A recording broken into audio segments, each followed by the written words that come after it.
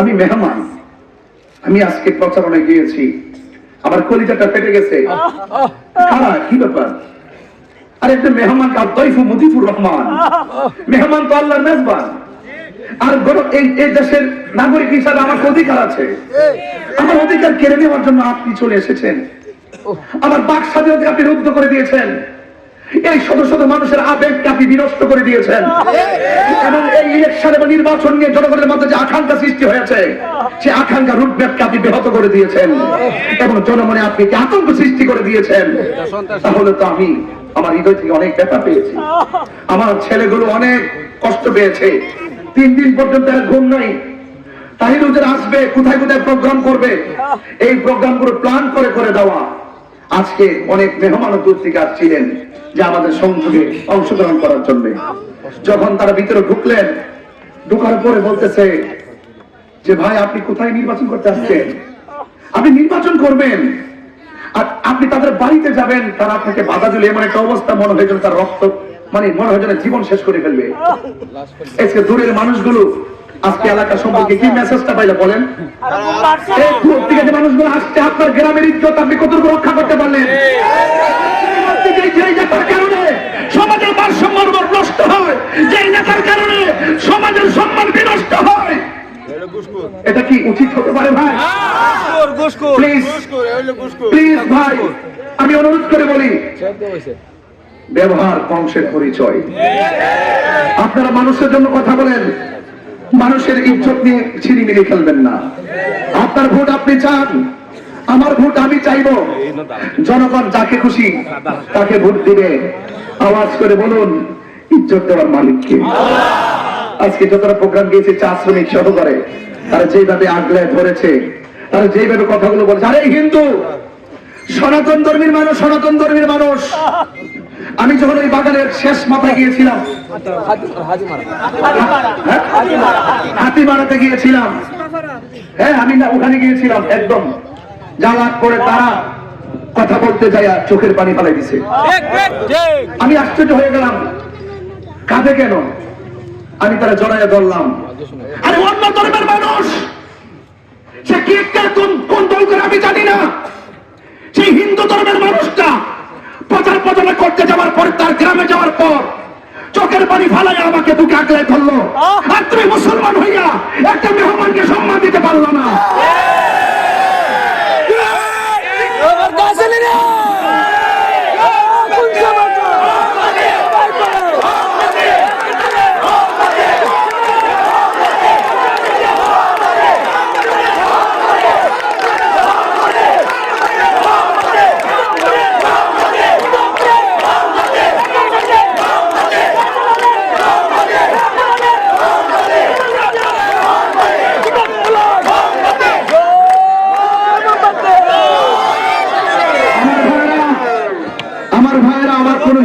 হিংসা নিয়ে বলছি না, আমি যা বাস্তব তা বলছি। রাজনীতিতে যদি বাস্তবতার অভিজ্ঞতা না থাকে, এই রাজনীতি বিপদ ডেকে আনে। এই জন্য আমি এখনো অভিযোগ করি না, আমি শুধুমাত্র আফসোস করতেছি। আমি আফসোস করতেছি কোন দেশে বাস করি, কোন দেশে আমি বাস করি। এই জন্য আমার সুন্দরপুরবাসী, আপনারা যারা সুশীল সমাজের ভাইরা আছেন, আমার বাবারা যারা আছেন, এই বিষয়গুলো একটু নজরে রাখবেন। আমি আশা করি এখানে দাঁড়িয়েছি, আগামী বছর আমি থাকবো কিনা আমি জানি না। প্রত্যেকটা মানুষ আমার ওয়াজ শুনে কাঁদে, বাড়িতে মা বোনরা কাঁদে, মায়ের কথা বললে কাঁদে, কবরের কথা বললে কাঁদে। অনেক সনাতন ধর্মের মানুষের আফসোস করে। আরে ওই দিন 5-7টা সনাতন ধর্মের মানুষ বসে বসে বলছে, হুজুর আপনি যখন মায়ের ওয়াজ করেন অনেক ভালো লাগে। তো যেই মানুষটার কথা শুনে আপনারা অস্ত্রসিক্ত নয় কাঁদেন, সেই মানুষটা নিঃসন্দেহে আপনাদেরকে ধোঁকা দিবে না, আপনাদের সঙ্গে প্রতারণা করবে না। আল্লাহ যদি আমাকে সহায় করে, আপনাদের আমানত ভোট দিয়ে যদি আমাকে বিজয়ী করতে পারেন, আমি কথা দিয়ে যাচ্ছি, রাষ্ট্রের বাজেটে যেই টাকা আপনাদের জন্য বরাদ্দ করা হবে, 1 টাকা আমার পকেটে ঢুকবে না। সব কোন সুষম বন্টনীতির আলোকে আপনাদের আজকে যারা পুলিয়া উড়িয়েছেন, আজকে যারা প্রশ্ন তুলেছেন, আমার বাড়ি ব্রাহ্মণবাড়িয়া, এখানে কেন আসলাম? অনেক ভালো ভালো চেয়ারম্যানদের বক্তব্য শুনে আমি অবাক হয়ে গেলাম। তারা বিভিন্ন আঘাত করে কথা বলে যে আমার বাড়ি ব্রাহ্মণবাড়ি, এখানে কেন আসলাম? এখানে আসছি আমার সাংবিধানিক অধিকারের বলে, এখানে এসেছি চূড়াঘাট মাধবপুরে ভালোবাসার বলে, এখানে এসেছি আমি সত্য প্রতিষ্ঠার লক্ষ্যে। এই জন্য আমি অনুরোধ করে বলবো, যারা বলেন তাহিরি সাহেব চূড়াঘাটের জন্য কি করেছেন, এই প্রশ্ন তুলে সাধারণ মানুষকে বিভ্রান্ত করে। আরে কি করেছে মানে কি? আমি দীর্ঘ 5টি বছর ওয়াজ করে নৈতিক চরিত্রের উন্নয়ন করেছি। কথা বলে ঠিক কিনা বলে? আর আমি যেহেতু রাজনীতিতে আগে ছিলাম না, সংসদ সদস্য ছিলাম না, আমি কি পান চাইলে কি আপনার উন্নতি করতে পারবো? আমার যতটুকু তৌফিক আছে সে অনুযায়ী আমি করে যাচ্ছি। যদি রাষ্ট্রের পক্ষ থেকে যদি সংসদ সদস্য হতে পারি, হওয়ার পরে যদি না করি, যেমন আজকে গেলাম সব চা শ্রমিকরা বলতেছে যারা এমপি মন্ত্রী হওয়ার জন্য আসছে আমাদেরকে বড় বড় আশ্বাস দিয়েছে, 23 বছর পর্যন্ত রাস্তা মাটি, এখনো মাটি।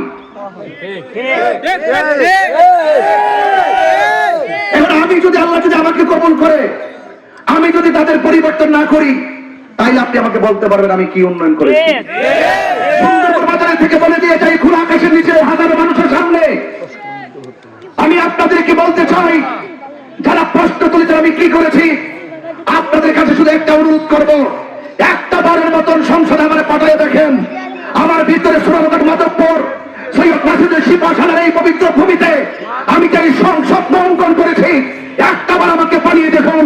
ইনশাআল্লাহ যারা বলেছেন আমি কি উন্নয়ন করেছি, এমন কিছু উন্নয়ন করে দিয়ে যাব, এমন পরিবর্তন করে দিয়ে যাব, আপনারাই যেন বলেন যে তাহির হুজুর এমন উন্নয়ন করেছে, আমাদের স্থানীয় কেউ এত উন্নয়ন করতে পারে।